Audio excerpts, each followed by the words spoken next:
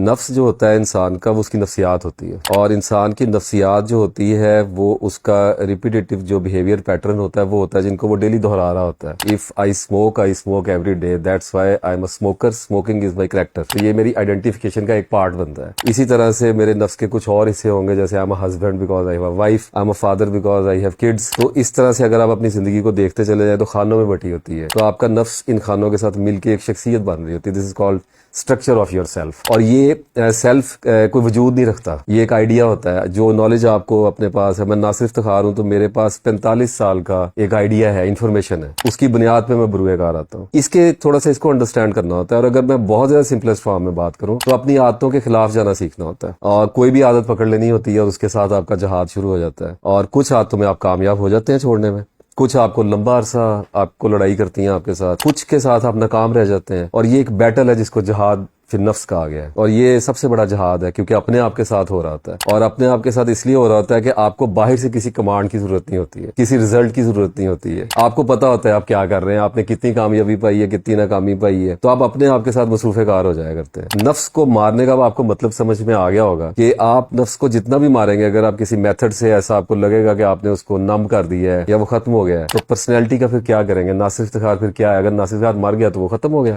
نفس کو مارا نہیں جاتا، اس کو ٹرینڈ کیا جاتا ہے، ایجوکیٹ کیا جاتا ہے.